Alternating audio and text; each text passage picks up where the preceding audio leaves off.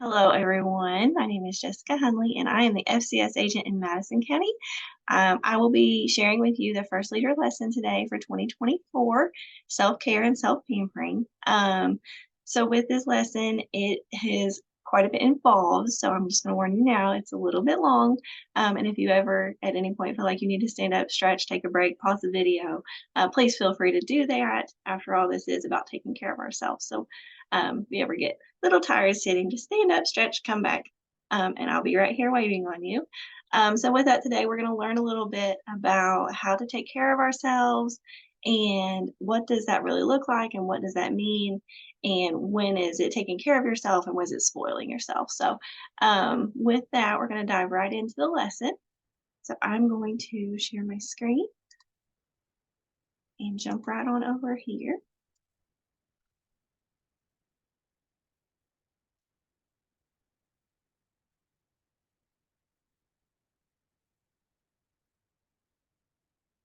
In today's leader lesson, we will explore the materials and content of self-care, or how to pamper yourself.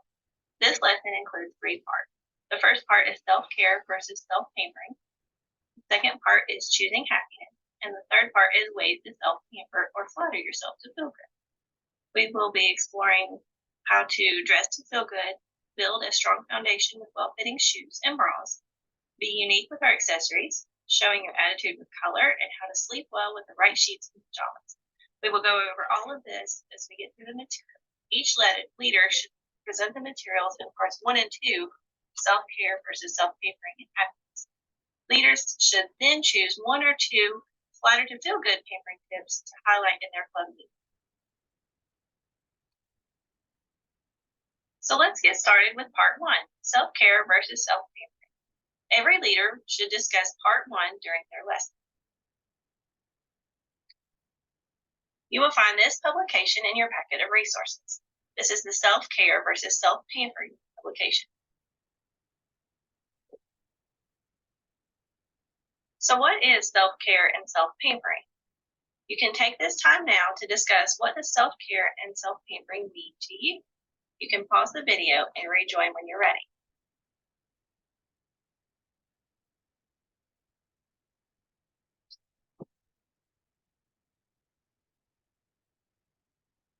It is important to note that both self-care and self-pampering can enhance wellness and that you will now dive deeper into what these concepts mean, and we will include examples of each. True or false? After your discussion of what self-care means to you and what self-pampering means to you, do you think that self-care and self-pampering are the same thing? The answer is false. Self-care and self-pampering are not the same thing. Self-care is intentional and proactive practices with long-lasting effects on personal growth and well-being for the future. Self-pampering addresses in-the-moment needs, provides temporary distraction, and brings momentary calm. Both self-care and self-pampering are valuable tools for enhancing wellness. According to social worker and freelance writer for Livestrong.com, Jamie Esnato, self-care and what she calls self-soothing are valuable tools for enhancing wellness. She emphasizes that self-care does not always have to involve pampering yourself. Things like spa days, pedicures, scented candles, and bubble baths. The difference between self-care and self-soothing, according to Osnato, is that self-care practices are more intentional and proactive. We often embrace self-care to contribute to future health and wellness. Self-care has long-lasting effects on personal growth and well-being. Self-care practices help you feel grounded physically, mentally, and emotionally. Ultimately, according to Dr. Kelly McGonigal, I know I did not say that right, health psychologist and lecturer at Stanford University, self-care is about setting priorities, boundaries, and finding purpose, which is important. Self-soothing, on the other hand, typically addresses more in-the-moment needs. These coping skills can be used in a moment of stress, crisis, or when they feel overwhelmed. By engaging your sensory system, vision, hearing, touch, taste, and smell, you can provide distractions. Things like warming a cup of herbal tea or a massage can provide immediate comfort for a tough day. Naps, meditation, or taking a break from a routine can help recharge your batteries. They help us to bring us from a level of high anxiety or stress to a temporary level of calm. As Nada emphasizes that self soothing should not be a substitute for self care.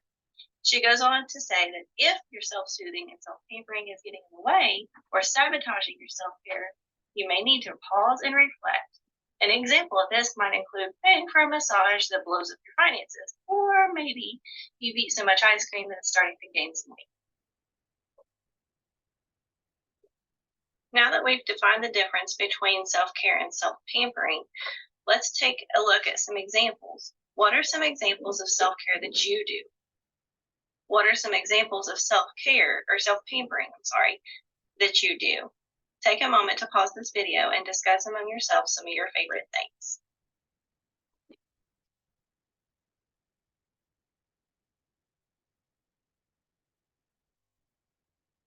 Now that you have an idea of some different things that you and others like to do around you, here is a list of self care items that might be included: booking health related appointments, refilling your prescriptions, staying hydrated, getting quality sleep, eating nutritious food, going to therapy, meditating daily, exercising regularly, planning on a budget, and organizing your finances. Some things you might have mentioned for self pampering could have included things like eating your favorite foods, getting a massage, drinking herbal tea, going shopping, having a cocktail, or binge watching TV shows.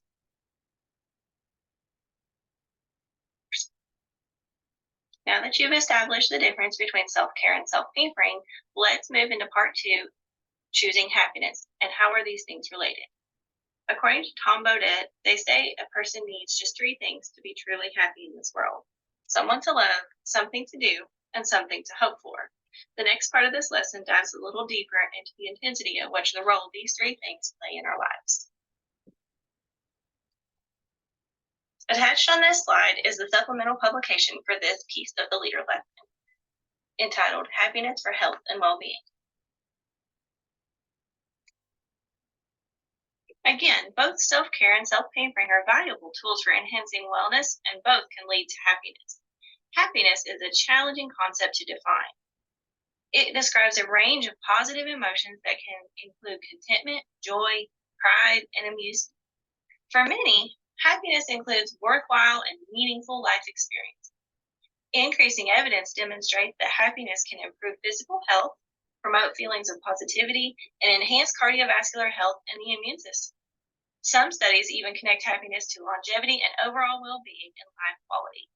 Happiness is influenced by many factors, including your genetic makeup, life circumstances, achievements, social connections, and your relationships. But a lot of happiness comes down to personal control. For example, people tend to be happier when they set and meet goals, maintain meaningful relationships, find purpose, engage in challenging activities, and indulge in life's pleasures. These are things that each of you can take into your own control and influence in a variety of ways. How do you control happiness in your life? According to Harvard Health, some ways to boost your happiness might include to seek meaningful social connections and emotional stimulation, perform random acts of kindness, find volunteer opportunities, invest in experiences rather than things, pick up hobbies and activities that you enjoyed as a kid. Be grateful for big and little things. Take the time to smell the roses. Add a variety to your day and break up that routine. Minimize your decision making and choice burden. Limit your options or set time limits on those making choices, and don't second guess yourself. Embracing nature and be happy with the people around you. Dan Buettner, author of The Blue Zones, has worked with experts in the field of positive psychology to help evaluate true happiness. Dan believes that tracking your happiness helps you to stay focused on your well-being. The Blue Zones True Happiness Test is based on scientific research on well-being. The test will help you think about your environment and encourage you to make improvements as a way to maximize your happiness. The Blue Zone team will email your personalized results. These answers that you submit and your results are kept private. We are going to take the time now to pause and take the Blue Zone Happiness Test. This will take approximately 3 to 5 minutes to complete. Then you may take additional time to discuss your results of the happiness test as you see fit. You may be surprised by some of these results.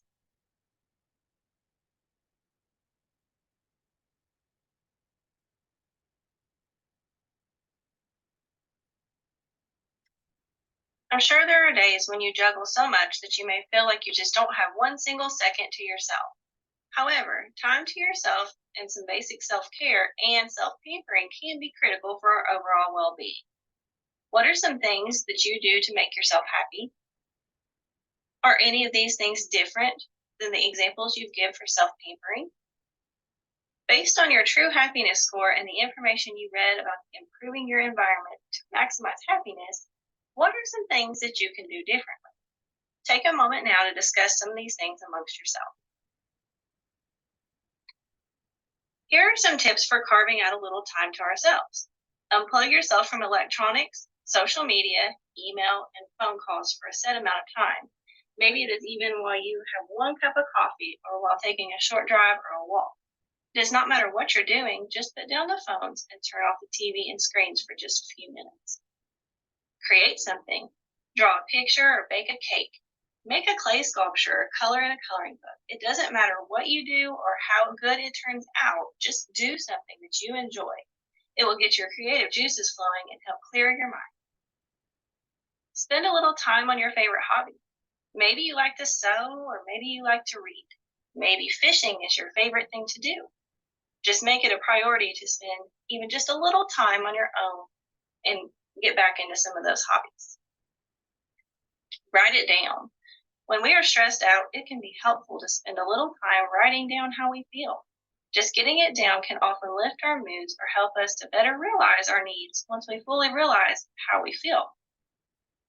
Connect with people. Sometimes me time means time connecting with others and just to feel less alone. Call your best friend. Spend an afternoon with someone that you're not around every day. Watch a movie alone. You may be spending a lot of time on screens, but it may not be things that you like, it's things that your child or your spouse likes. Maybe there's a movie that you've been wanting to see or something that you loved from the past that you want to see again. Take a couple of hours to yourself and rewatch it. Extend your shower or bath time. We often jump into a shower or bath in a hurry and always have the next thing on our mind. But sometimes this may be the only place where we are left alone. Take a longer bath with bubbles or aromatherapy. Play some favorite tunes on your phone while you extend your shower by just a few minutes and let the water run. It's renewing and helps to relax your body and your mind. Exercise or walk. Although this may not sound like fun, it can be extremely helpful for our bodies. It can clear out our minds, lower blood pressure, help us take a break from a person in our household, and more. It can even help us to sleep better. There are too many benefits to even mention that can result from just taking a short walk alone or with another person. Reward yourself. Maybe a bowl of ice cream is your favorite. Maybe you love a warm cup of tea. Whatever it is, do it. Rewarding ourselves with something we love can do wonders to our mood. Clear your head. For some, yoga or meditation may work well. For others, guided relaxation or breathing techniques may work. Just take a little time to be quiet and mindful of what your body and mind are telling you. We all need to take a break sometimes. And lastly, take a nap. Sometimes the very best thing we can do for ourselves is to get a little extra sleep. The things we're all experiencing right now can be huge and overwhelming. They may be affecting us more than we realize. Sleep can definitely be affecting us in many negative ways, so a short nap can help us recharge and face the rest of our day.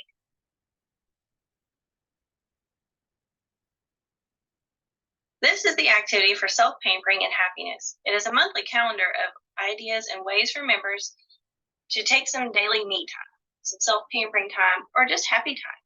Members can use this calendar of ideas or create a calendar with their own ideas based on their happiness score and recommendations for adapting their environment. The purpose is to create daily me and happy time. Take this calendar home, fill in the month and dates of the week. See how many of the self-pampering, self-care activities you can do. If you don't like an activity on this calendar, just make up your own. I challenge you all to make this like a bingo challenge and do a coverall. Once you have completed the entire 35 days worth of activities, you can start over and change the activities to start again.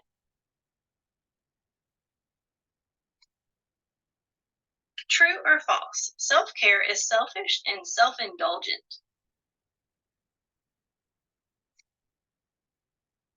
The answer to that is false. Self care is not indulgent and selfish.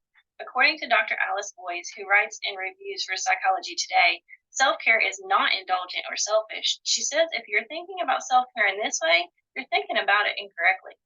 While self care is not typically about treats and pampering, according to Dr. Boyes, it can occasionally include a massage, buying a gift for yourself, getting a facial, etc. But most often, Dr. Boyes emphasizes that self care is about going to the dentist, replacing the running shoes that have worn out and causing your feet to hurt, spending the extra $2 to make a healthy lunch rather than eating instant ramen at your desk every day, or taking yourself to bed early rather than staying up all night watching Netflix. So, with understanding that self care is not self indulgent, there is a special balance that we need to find between self care and self pampering. In 2022 and 2023, KEHA focused on self care and mental health. This year, in 23 and for 24, KEHA is challenging club members to find a balance between self care and self pampering. The rest of this lesson will highlight ways to pamper yourself based on FCS pubs that support the concept of flattering to feel good. There is an entire psychology to dressing well. Research supports the sayings, look good, feel good, or dress for success. What we know now is that what we wear affects not just how others view us, but how we view ourselves. Okay, so this is where things get a little bit deeper and can be a little bit tricky. So we're going to dive into part 3, ways to pamper and flatter to feel good based on the following topics. We're going to look at dress to feel good, build a strong foundation with well-fitting shoes and bras, be unique with our accessories, showing your attitude with color, and sleep well with the right sheets and pajamas. Leaders, you will likely not have enough time to cover all of this material within one lesson. Instead, I encourage you to pick 1 or 2 flatter to feel good topics and discuss them during your club meeting. Again, each topic includes publications and a brief script within the facilitator's guide for you to reference. The rationale with this is to self-pamper yourself in a way that is flattering and calls attention to our best features, or wearing the right color, accessories, etc. that helps us feel confident. There is power in our clothing. For example, if we dress for success, we're more likely to feel good and do well, feel better, act happier, etc. In an interview, on a test, or whatever it may be, if we wear loungewear or pajamas all day, we are more likely to feel down or sluggish. We will go over each of these topics now so that you can know what each topic includes. First, we'll explore wardrobe strategies that are based on dressing for our body type. We can feel good in clothing that is flattering and helps us look our best. This is the supplemental publication for this part of the lesson. The best wardrobe strategy is to understand that fit and style are more important than size. Because we all have different body types combined with different heights and weights, the same garment doesn't always look the same on different people. We want to select clothes that flatter our bodies and allow us to feel confident. For more information, you can check out the details that are listed in this hub. It is important to note that our clothing size is just a number. It should not equate to our self-worth or our importance. Size numbering has evolved over the years and can vary depending on clothing designers and manufacturers, as well as ever-changing industry standards. For example, in the 1950s, Marilyn Monroe was a size 16, but based on today's size charts, she would fit into a size 6. Another important point to remember is that looking good is subjective. What one person thinks looks good may not be what another person thinks looks good. However, studies have shown that we are naturally drawn to a visual balance, and in general, clothing and outfits that are flattering are also balanced and harmonious. Here are some common body shapes for both men and women. Understanding our body shape and proportions will help us to know which clothing creates balance and a flattering silhouette. We will take the next few minutes to briefly discuss the best choices for each body type. For more details, refer to the Wardrobe Strategies publication in your packet. Our first type is the pear shape. This is characterized by shoulders and a chest area that are smaller than the hip area. Think narrow shoulders, wider hips, fuller legs. To balance these proportions, choose styles that emphasize the shoulder and the neckline, such as a boat neck top or shirts with full sleeves. Bottoms should be simple, darker, and even slim fitting. Avoid garments that accentuate the hips, including pants with pleats. Petite people, 5'2" and under, should choose tops and bottoms with the same fabric in order to create a vertical lengthening effect. The bottom line, you want to emphasize the upper body when you dress. The green checks are examples of styles that call attention away from the hips. For a balanced silhouette, we want to add emphasis to the upper body and not accentuate the hip area.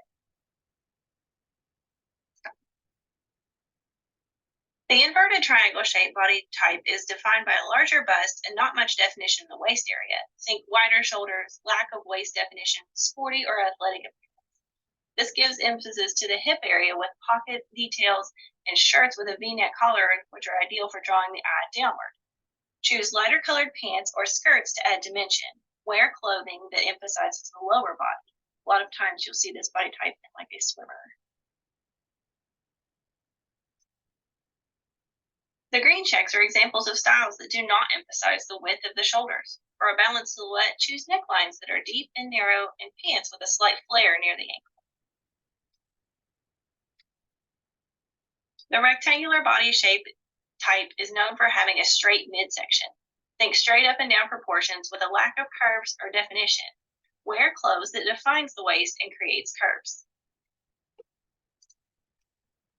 The green checks are examples of styles that help create curves. Avoid boxy styles and opt for round necklines.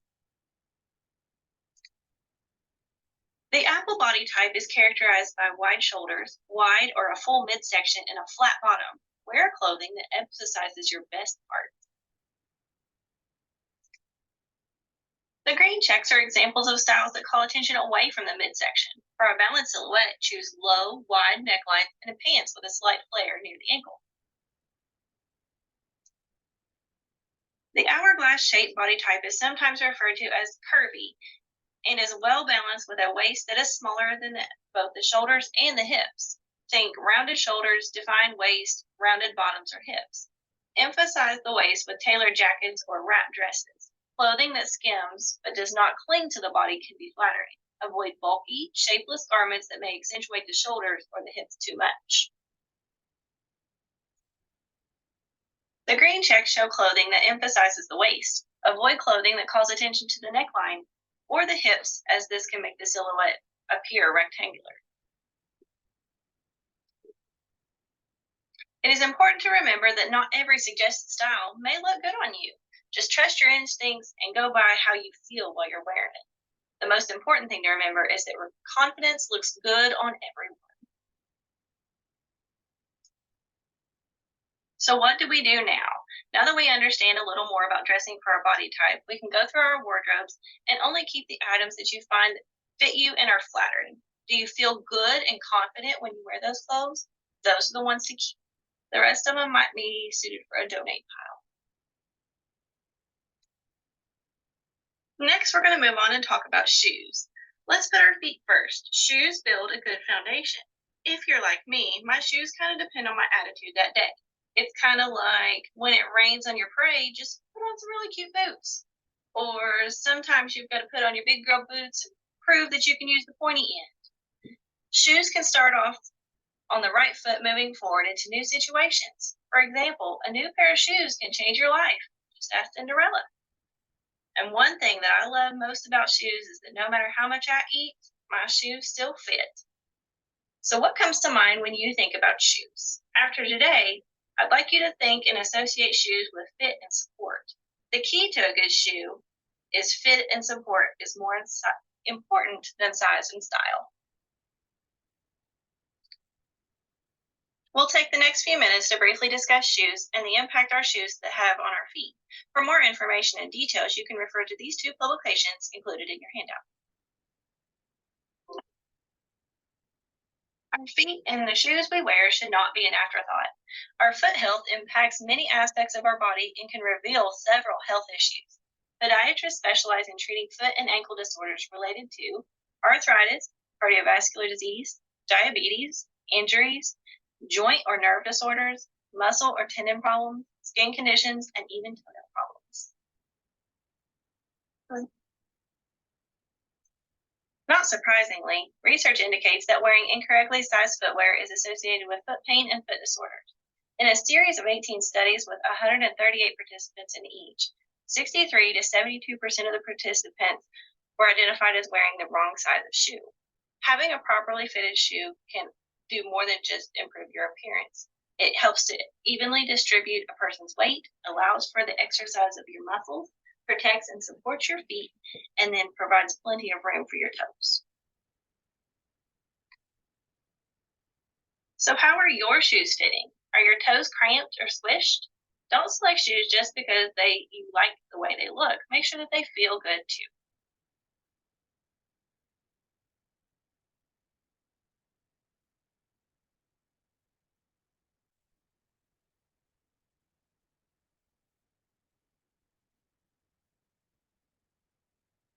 Shoes that feel good and support our feet are important.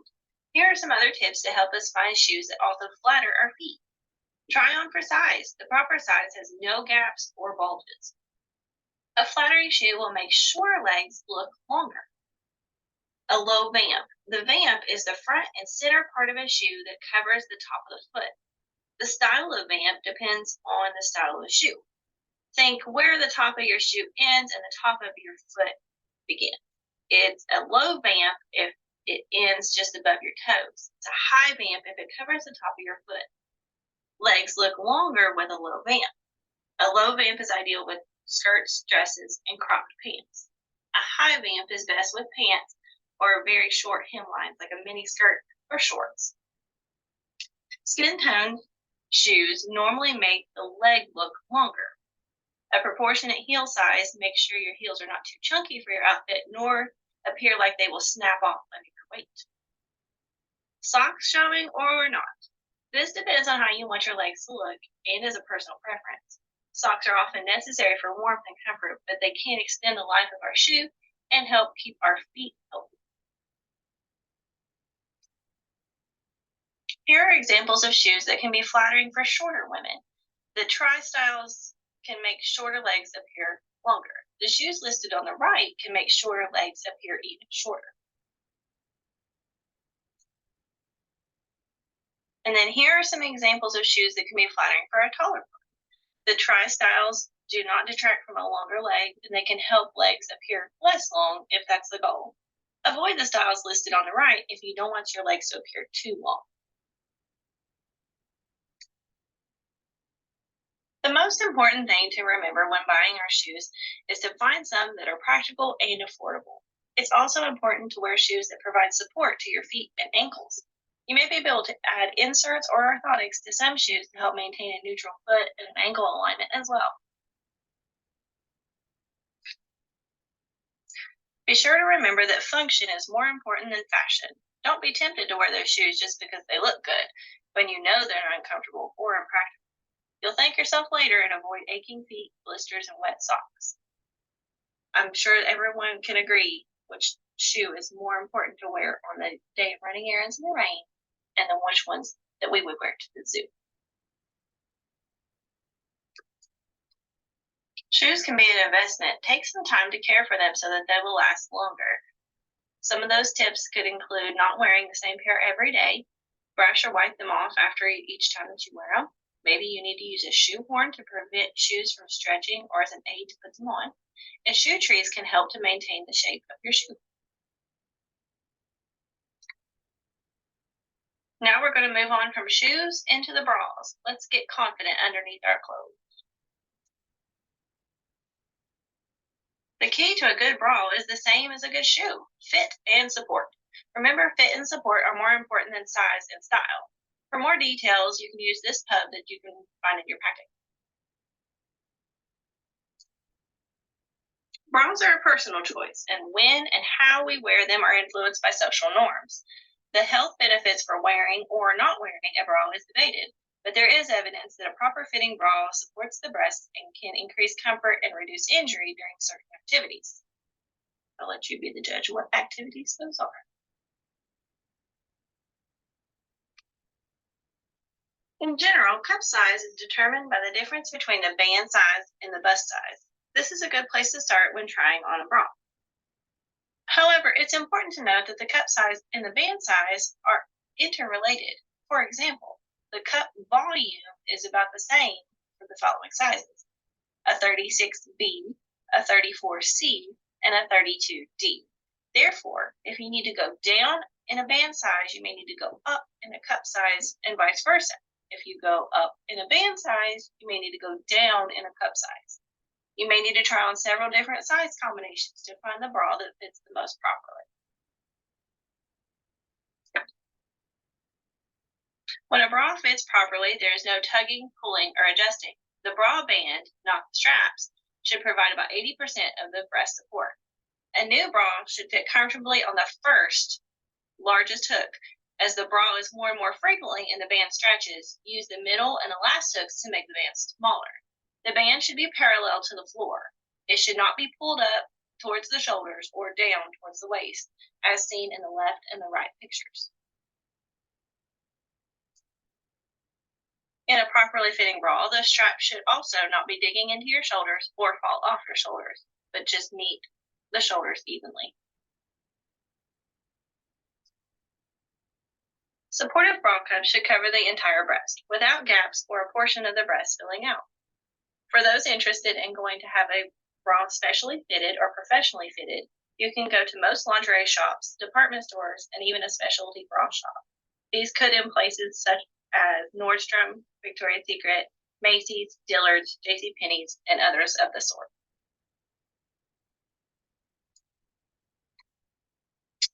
Here we're going to look at how to properly take care of our bras. Hand washing is the recommended method for cleaning them. It is okay to machine wash them on a delicate cycle. You should hang them to dry and not be putting them in the dryer. Letting them lay flat or hang carefully is the best way to keep the integrity of the bra. I think this graphic is quite entertaining because I think we all know at least one person who is that tightwad that doesn't want to let the old bra go on its merry way when it's well past doing its due. But excuse me, your bra is due. Experts actually recommend replacing your bra after about 12 months of wear, and some as early as 6 months, depending on the use and the manufacturer. The elastic in the bra straps, the band, and the cut fabric naturally stretch over time, losing their shape and ability to support the breast. For the best bra results, replace your frequently worn bras after about 12 months of wear, and if you have a bra that you only wear occasionally, then it will probably last longer. Frequent use is like several days a week, and occasional use is a few times a month. So maybe we've learned that we need to do a little bit of adjusting in our wardrobe. So what do we do next? We can go through our bras and our shoes, and we're going to try to keep those that only support, fit, and flatter. The rest of those items need to be donate.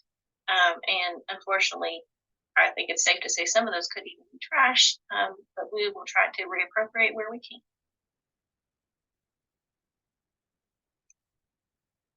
Moving on to accessories. We are almost done. So let's look at how our accessories can make or break our wardrobe. They can be fun and make us feel unique, and they might even tell a story. What are some of your favorite accessories, and is there a story behind them? This publication is also included in your packet. It has some more details on wardrobe accessories and maybe some specific elements that you might have questions about when you and your club start looking into some of these kinds of things. So here are a few guidelines for using some accessories. We want to kind of consider the occasion. Is it formal? Is it informal? Are we trying to dress up or dress down? What's the purpose? Is it an amazing piece? Are you trying to distract something else? What is the purpose for some of these accessories? So accessories are meant to be additions to the wardrobe that make this look a little more flattering or versatile, or sometimes they're just practical. One thing that comes to mind, I don't know if anybody's been to like a concert at Rock Arena, but you have to take in a clear bag to host your items in. So that's something that comes to mind on the practice, but definitely not flattering.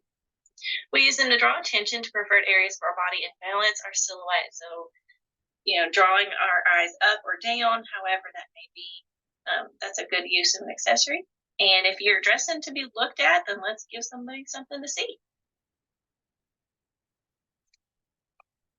Some basic rules to accessories and do's and don'ts. We do wear them to create a visual interest. We don't wear accessories that compete with each other. So the rule is 4 or fewer. And as you can see in this picture, this lady has accessories that all work well together. They're all the same color and they're not too big. So those 3 turquoise pieces, and then even her fingernails, she's still under the 4. It all looks nice and accents each other nicely. So we're going to use the basic elements and principles of design, looking at some of these accessories, and we can select and wear them to enhance our outfits. These elements and principles are defined on the handout as well in the wardrobe accessories eye-catching enhancements piece. So specifically looking at some accessories, so a few of the things we might need to hone in on are some hats, glasses, jewelry, scarves, purses. So when wearing hats, it's important to remember the practical use for why are we bringing the hat into play in the first place. Is it warm? Is it sun perfection? Is it fashion? Is it a tradition? I think of like a derby hat, everybody there is going to be wearing them and they've got a real statement to make. Make sure that we remove them when that's appropriate and that they complement the occasion, not to be too gaudy or plain. We want to remember to do a hat to head ratio, make sure that the hat is not too big or too small, and that it is comfortable when you're wearing it. So incorporating glasses and sunglasses can be a little bit tricky. They are not a one-size-fits-all accessory. You want to be able to try on several pair, and with everyone's face shape that can vary so much, it's hard to know how a frame will look on your face until you actually put it on. So when we're trying glasses, we want to go with a shape that is opposite of our face shape. So, for example, if you have a rounded face, you want to opt for a more angular frame, and vice versa. If you have a square face, you want a frame that is more rounded. I think that jewelry is one of the first things that we think of when we think of accessories, earrings and necklaces and bracelets and those kinds of things. And adding jewelry is a great way to complement any outfit.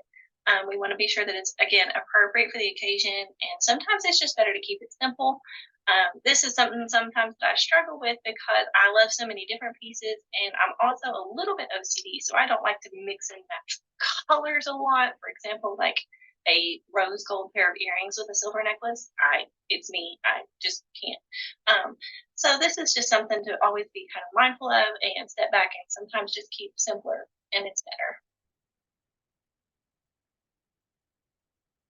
When looking at the jewelry that we are choosing to accessorize, we want to make sure that they are proportionate, that the length balances on the neckline. So again, looking back at our body shape and accentuating the parts of our bodies that we think are flattering.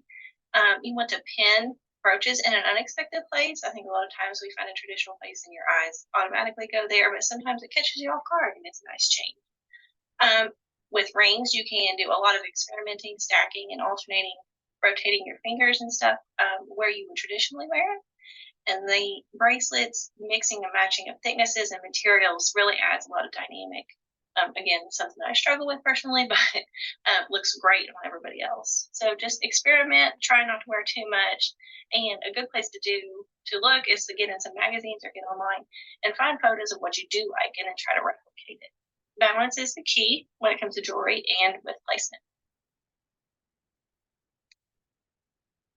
You can wear scarves year round, and they add a lot of visual interest to your outfit. You may want to note that some fabrics are better or more appropriate in certain seasons. I know a lot of times I tend to only bring them out in cold weather, and I forget that there are lighter fabrics that could add to an outfit in the warmer months as well. So just something to be mindful of. You will most likely need a few purses in your wardrobe that will work for different occasions and outfits. If you switch purses often, keep the same essentials in each one.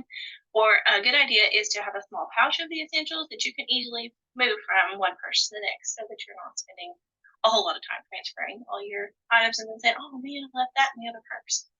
So then you have it all together. Some things to consider are the kind of fabric or the leather that they're made of. And it's hard to kind of find a one purse fits all needs. I think it depends on where you're going, how long you're going to be gone, and what are the things you're going to be doing there. So just some things to take into account. Size and style. And they do not need to match your shoes. It's a good thing for me, but I'm sure for somebody that may be a struggle. So something to keep in mind. Accessorizing is all about scale and proportions. Don't let the accessories overpower your look. You may need to experiment with different accessories before you really feel comfortable with your look. So, some guidelines to look at would be that taller or bigger body people can wear the heavier or larger scale accessories, while shorter, petite bodies should wear lighter, small scale accessories.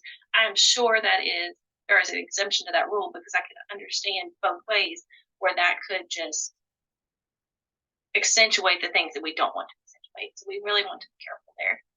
But on a general guideline, that could be true. So let's take a second now and just think about some of the accessories that might work best for your body type, pear, triangle, rectangle, apple, or hourglass. And the things that we want to accentuate or depreciate in whichever scenario that might be. Where would we want to draw our attention to or away from, and what are some things we could use to do that? Some general suggestions for accessorizing is to avoid the temptation to buy too many trendy pieces or mix in with some classic pieces as well.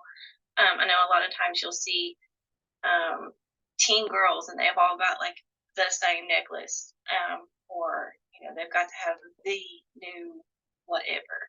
And sometimes bringing back those classics is really a nice touch. When you wear accessories, be mindful of how comfortable you feel in it, and that may help you decide if it goes well with your outfit. For example, I had tried a new necklace here recently, and it looks great. It's beautiful.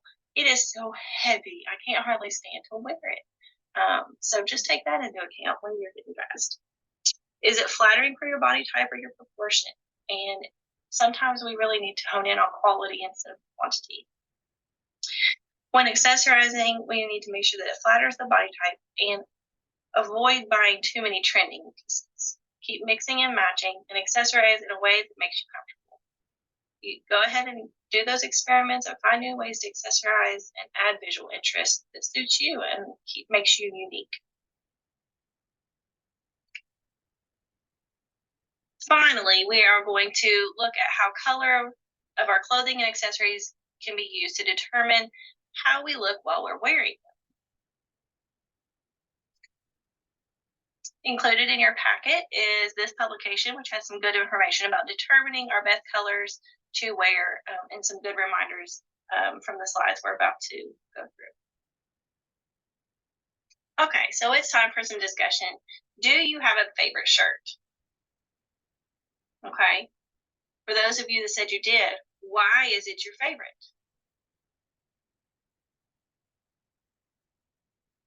Okay, so some of you have said that your shirt is your favorite because of its color. Color is key. Color makes us feel emotions. Some colors look better on us than others. Some colors pair better with each other than others. Look at our skin tone, eye color, and hair color to figure out which colors help us look our best. A seasonal color analysis is a way to determine which colors are most flattering. Not every color will look good on you. You may not like the colors that look good on you. Trust your instincts. In reality, when we are wearing our best colors, the ideal compliment from someone should be, you look great in that color, instead of, that color looks good on you. If you wear what you like and feel comfortable, you are more likely to feel good. Determining which colors flatter you the most with evaluating your skin undertone, is it cool or warm? Cool undertones are normally pink and blue. Veins on the inner wrists may appear blue. Silver jewelry normally looks better on you. Cool colors for clothing and accessories are from the winter and summer palettes. Warm undertones are normally green and yellow. The veins on the inner wrist appear green. Gold jewelry normally looks better on you. Warm colors for clothing and accessories are from the autumn and spring color palettes. The winter palette works best on those with pink or blue skin undertones and dark brown or black hair. Natural eye color is usually deep blue, hazel, or black brown. Neutral colors that can be worn are pure white, black, and any navy. Brown is usually not flattering color for those in the winter color family. The cool summer palette works best on those with blue undertones and blonde to brown hair with a grayish cast. Natural eye color is usually blue, green, or hazel. Neutral colors that can be worn are soft white, cocoa, and gray navy. Black is usually not a flattering color for those in the summer color family. Warm autumn palette works best for those with golden undertones and golden blonde or golden brown hair. Natural eye color is usually golden brown, topaz, or green. Neutral colors that can be worn are oyster white and dark brown. Black and navy are usually not flattering colors for those in the autumn color family. Warm spring palette works best with those with gold undertones and blonde or brown hair. Natural eye color is usually blue, green, teal, or golden brown. Neutral colors that can be worn are ivory, golden brown, and light clear navy. Black is usually not a flattering color for those in the spring color family. Understanding a little about color theory and color relationships can help us make flattering color choices and combinations. As you put together different colors, be mindful not only of how they look on you, how do you look in those colors, but also how the colors look with each other. Again, what happens next? So once you know which colors look best on you, take some time to, again, remove those unflattering pieces from your wardrobe. Try to keep only the items that you like and are flattering, and donate the wearable items. The understanding now why we suggested that later lessons only contain 2 pieces of the pampering yourself pieces. But we are finally in the last part, and this is moving on to sheets and pajamas. What a simple way to feel pampered. These health bulletins provide some tips for selecting comfortable sheets and pajamas. Quality sleep fulfills our physiological need to reset and recharge our bodies. As a result, good sleep helps us stay healthy and ready for a full day of activity. The average person needs about 8 hours of sleep each day, which adds up to about a third of our life spent in bed. Sleeping in comfortable pajamas on sheets that feel good is a simple way to feel pampered. This is because sheets are the first thing to touch our skin when we go to bed. Quality sheets and pajamas enhance the sleep experience because they are more comfortable, but they are also a good investment because they wash and hold up over time. Talk quality sheets and what that means. Are they important? For a good night's sleep, experts recommend a comfortable sleeping environment. This includes bedding that meets our individualized needs. Sleeping on sheets that enhance our comfort level is a starting point for a restful sleep. What do you know about sheets? What do you care about sheets? The feel of the sheets is how they perform relates to their combination of fiber content, fabric construction, and thread count. You should consider these 3 factors when choosing sheets that we perceive as comfortable. Content. So what are you sleeping on? Small hair-like fibers create yarns or threads used in the construction of sheet fabric. For sheets that pamper and feel comfortable to you, look for your preferred fiber content. Sheets that are typically made with cotton, polyester, or rayon. Natural cotton fibers can be processed to create smooth yarns with varied fineness that are generally soft and breathable. Polyester fibers contribute durability and easy care. However, sheets with a high polyester content may trap more body heat. Bamboo fibers are processed into the rayon and can have comfort properties like cotton. Microfiber refers to polyester, nylon, or rayon bamboo fibers that are man-made to be finer than human hair, enabling them to produce a sheet that can feel soft and silky. Fabric construction and how your sheets are made. Sheets feel different depending on how they're constructed. In other words, how is the fabric woven or knit together? Sheets woven with a plain or a percale weave are normally crisp and cool. Sheets woven with a sateen weave pattern normally feel silkier. These weaves can use yarns of any fiber content, including fibers blended together, cotton and polyester. Cozy flannel sheets are made by brushing the surface of a plain weave fabric. Sheets that stretch and feel like a t-shirt are constructed or knitted with looped jersey knit yarns.